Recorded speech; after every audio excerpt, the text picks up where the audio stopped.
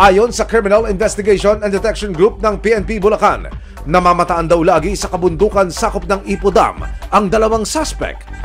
Si Padi nasa bundok ng Ipo, na may kabundukan niya sa Norsagaray. Nakita si Padi nung isang informant namin, by chance, na nandun sa may nagtatanim. Dagdag pa ng mga pulis, aba, malaokra daw sa dulas ang mga suspect dahil nakailang beses nilang natatakasan ang mga operatiba.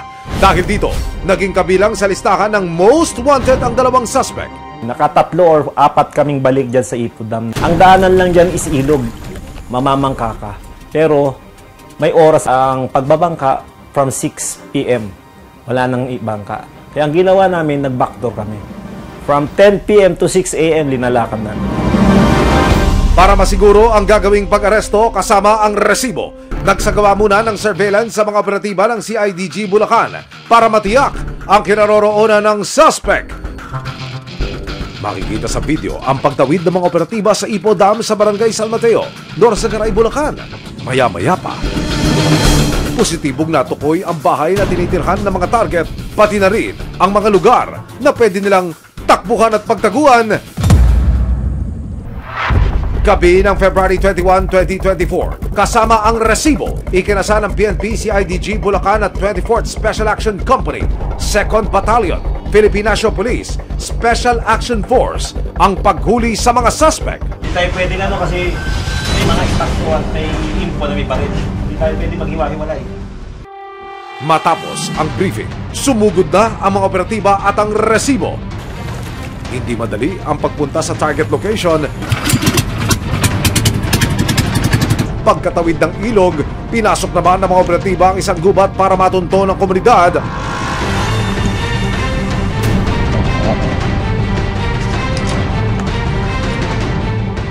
Nang marating ang bahay kung saan daw nagtatago si Pade, may isang lalaki na nakatalokbong ng kumot.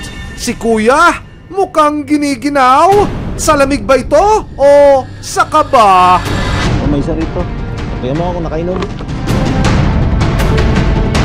Para makasiguro, tinawag ng mga operatiba ang asset na nakakakilala sa suspect.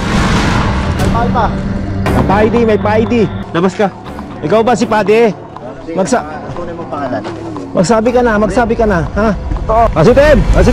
Papasahan nyo na! Ikaw, na-arrest na namin, sasala mo po state murder. Sinubukan pang hanapin ng mga operatiba ang isa pang suspect na si Ernesto. Pero ayon sa asset, naka-eskapo na naman daw ito.